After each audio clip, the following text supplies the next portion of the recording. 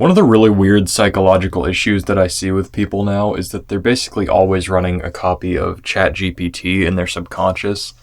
And I don't mean they're like running it on their phone and just taking whatever it says as gospel. I mean like inside of their heads, and probably your head too, there's just an active copy of like this automatic slop generation happening, and I don't know how many people really realize it, so that's what we're doing today, I guess. I guess we can start with what ChatGPT actually stands for, and morally, that's basically nothing. But GPT verbally stands for Generative Pre-trained Transformer, and this is its ability to transform a data set that you feed into it and turn it into something else, right? So you pre-train it on what results you want to come out the other side, and this makes it very good at mimicking patterns. And that's kind of what we do with language, right? Like, I've never properly learned the word, oh heavens. For example here, I don't think anyone actually ever empirically taught me what the word lightweight meant, but you kind of get an idea of what it means through just popular usage, and even if you never know the true definition, you can sort of look at the usage and break it down and pattern this for yourself. And this is one of the subconscious mechanisms that we're always using. It's these little patterns that kind of subduct from our consciousness, and they get put somewhere else in our heads so that we don't have to always worry about them. One of my really dumb patterns that has been kind of cooked into my head is because of my regional accent and the sound of certain words in it. Every time that I hear a word that ends with ER, this little thing in my head just goes, like, for example, on the word transformer, every single time it goes, I hardly know her. Because I've just heard this dumb joke so many times that even if I think of like the word, I don't know, accelerator, I'll immediately just fucking go, I hardly know her. This is especially bad in conversation.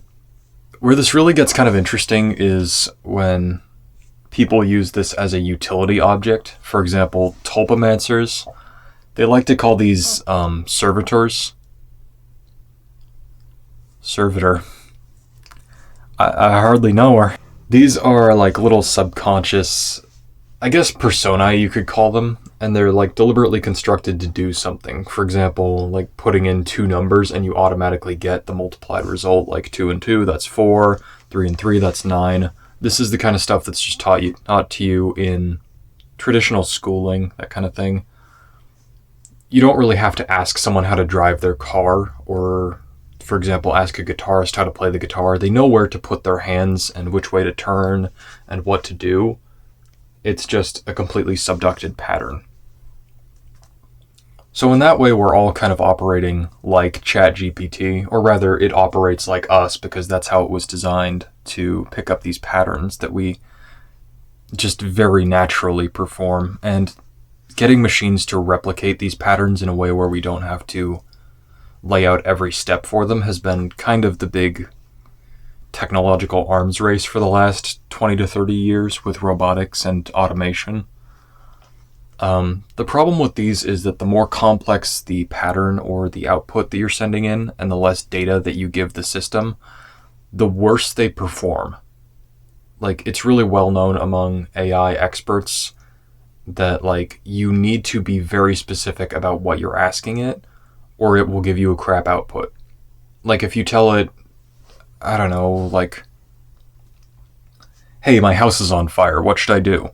It will just kind of spit out, like, whatever is the most applicable to the situation. Like, call the fucking fire department immediately, please. And that's not always helpful. Well, I guess it would be if your house is on fire, but, like, if I say, hey, my computer's broken, what should I do? It doesn't know. Like, it doesn't have enough data to, like, call the function for this. A better one would be like, hey, my graphics card isn't detecting on this operating system and this yada yada yada, and then it can kind of give you sort of an output that will probably better match your situation and get it done maybe 9 times out of 10. I don't really care about AI. I really don't. It's I haven't found any good way to like augment my workflow with it. It's kind of just turning YouTube to slop, so I don't worry about it much. And it's the same psychologically, like a servitor persona, like the part of my head that can play guitar. It can't hold a conversation with me. It can't think creatively on its own. That's all me. Like, I have to do all that stuff. And that's what actually separates them from the traditional idea of what a tulpa is, where you're constructing a different persona in your head. But I think a lot of people kind of run their morals and like their moral code for themselves in this way, where it's completely subconscious. It's like an AI in that they're never actually referencing what's happening inside of the black box. They're just kind of accepting whatever comes out of it. And that has kind of created a lot of really weird psychological outcomes that I've seen in people. For example, like there's this one guy I know, and this guy has like an extreme need for stability. Like everything he does is kind of to gain stability in his life. For example, like, oh hell, whenever like decisive action is needed from this guy, or like any pressure is put on him to like do something out of the ordinary, he kind of folds. Like he falls back on recurring patterns. I guess it's kind of projection on my part because, yeah, every time you try to view someone else's morals, you are always projecting your own frame onto them. But the problem with that analogy is that if you're not projecting anything, you can't see the movie. So you have to project in at least some way, and the best way that I've found is to try to like accurately match their frame and empathize with their situation.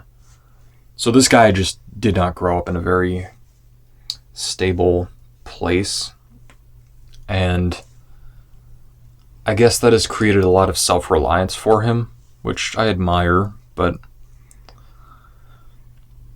the issue with stability that I always found with him is that, like, getting this guy to yell at you is a very difficult thing to do. And the one time that really stands out to me is, like, I had bothered this person enough to where they grabbed me by the neck. And, like, this is not a weakling of a person, so, you know, I'm, like, being grabbed by the neck and just propelled across the room, and I'm like, oh shit, okay, well, I've really done it this time, because I got this guy to snap on me by just not thinking and kind of being a bit of a shithead. But you live and you learn. But this guy, he just snapped, and like, this is never something he would do to someone. This isn't something he would like think about or talk about. And I've seen this in so many other people where they'll say something like, oh, I would never, I don't know, like, blame my kids for something I did, or I would never lose control in this situation. And then they do, and they don't remember it afterwards. I'm not even sure this guy remembers, like, grabbing me by the neck. That's how, like, subducted this moral pattern is, and that's terrifying to me. And I guess this is because, like, this pattern, this moralized pattern that people have where they think, like, oh, I'm a good person, or I'm in control, or in this guy's case, I am calm, or I have stability. It always subducts. And once it gets out of their hands, and once they're not self-interrogating it, like really investigating whether they really believe something, it gets out of hand and it turns into its opposite. Like, I guess we've all seen those, like, Tumblr posts. I guess that really kind of illuminates my demographic here, but we've all kind of seen those posts where, like, someone will say, like, oh my god, I would never be racist. and then they say like the most demonstrably racist thing ever. Just some shit like, I don't know, oh man, well, it's so unfair that such and such race of people get to look like that. Like, what are you talking about, brother? Just these like broad sweeping generalizations that they claim they would never do, but that they're clearly actively doing in their subconscious. I've seen this in myself where like I had this complete moral disgust for a long time at any kind of laziness. Like if I was being lazy about something and I could tell that I was doing that, I would like get furious with myself. And at one point this ended up in like a state of complete, well, it was out of control. Like I was staying up all night and like I developed a chemical dependency, like trying to force myself to work harder. And there's this really weird psychological thing that happens here called enantiodromia. Hell of a word, but it's the tendency of an extreme to summon its extreme opposite. And the only time we really see these extremes that do this is with uninterrogated facts about our lives. Like, for example, I had convinced myself, like, you always need to work harder. I never asked why. I just had this idea that I wasn't doing enough, and it eventually fried out my channel here because that's what I was really like pressing myself about. And yeah, it ruined things. It like screwed me up. It took months to recover from that. Better part of like half a year, honestly. And I guess that's my big point here. Like, if you're not investigating things that are happening below the surface of your consciousness, you will start like developing these harmful patterns. Maybe you have this somewhere like, I don't know, I can't be bored or something. So you're just constantly doom scrolling or whatever. That's just a very easy one to put on my generation.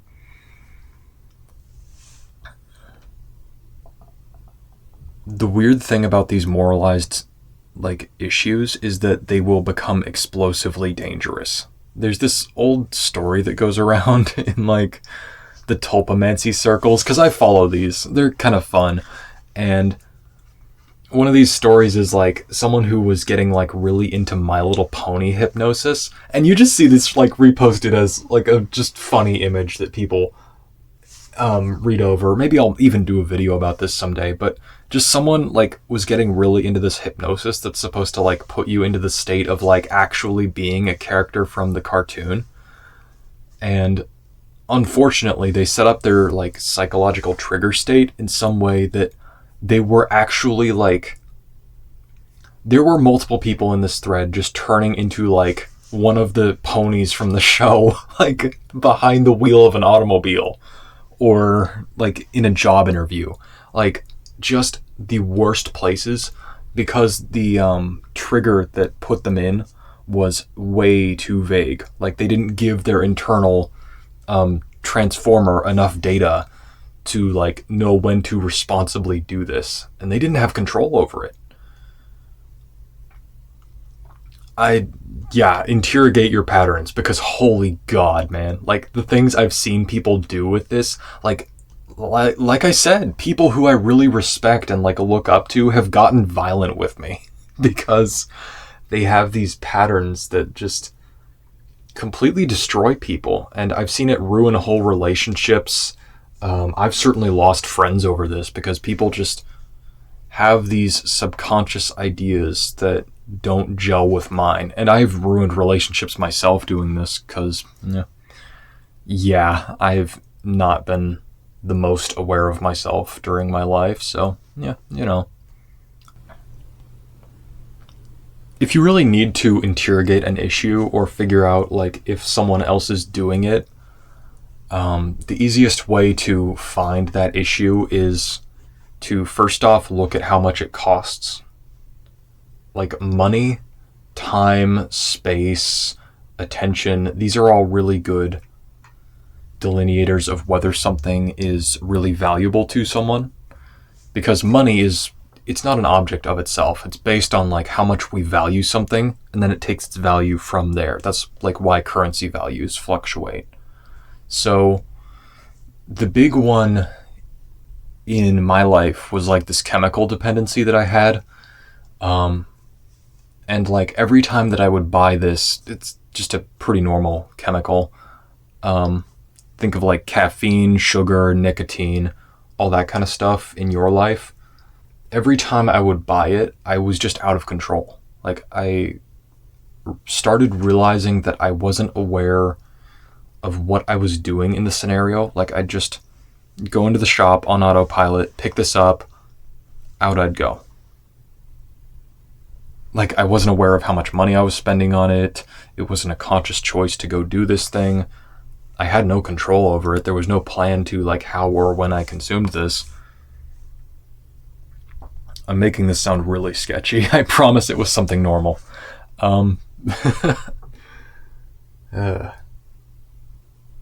That's another one, like social codes. Why are we so obsessed with normalcy? What's that subducted pattern about?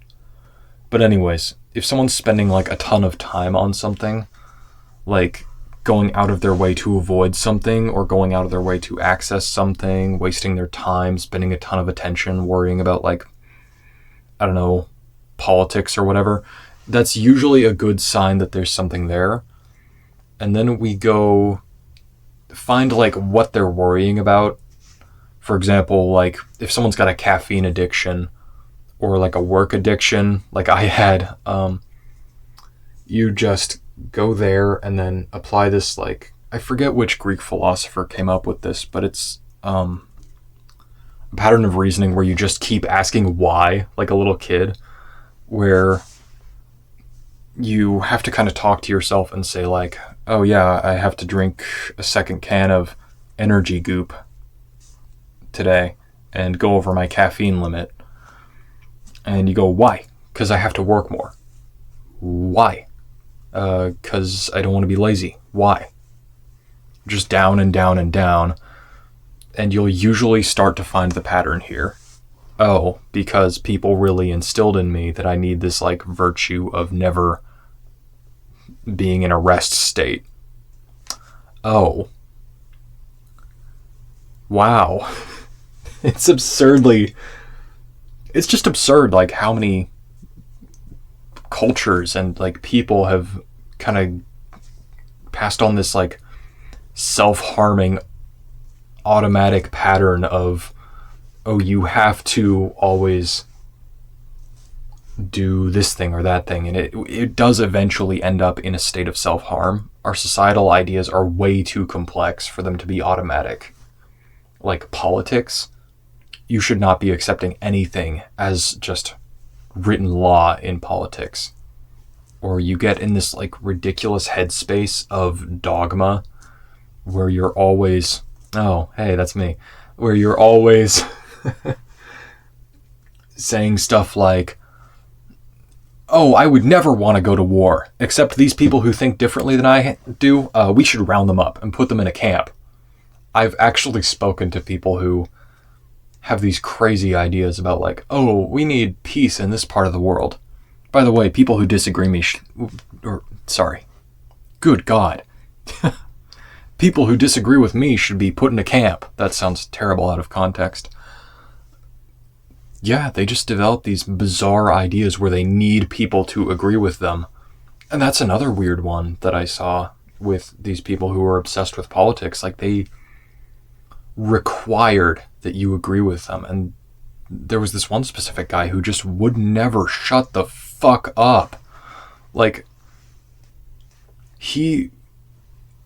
I would get a fucking migraine from this guy because he would just never stop talking until you agreed with him or assented to his point, because his beliefs were this fragile and he'd just keep hitting you over the head with random data and like, oh yeah, and this writer that you've never read from like 1922 who was only ever published in one magazine in the Soviet Union, and by the way, it's untranslated, and by the way, this guy doesn't speak Russian. I have no idea how the fuck he read that.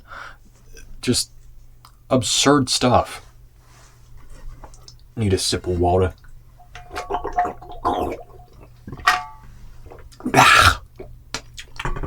Delicious. Probably. I can't taste shit since Vietnam. So yeah, if that's you, you really, really, really need to start interrogating your patterns and figuring out what you're spending your time and your life on, because like I said with the My Little Pony thing, like if you don't investigate these and have control over them, they're going to show up at bad times. You're going to start like choking people out, getting into fights, blowing your life up. I wouldn't say this if I hadn't seen it done myself. If I hadn't like done this all to myself, I wouldn't say this at all. So yeah, that's about everything. See ya.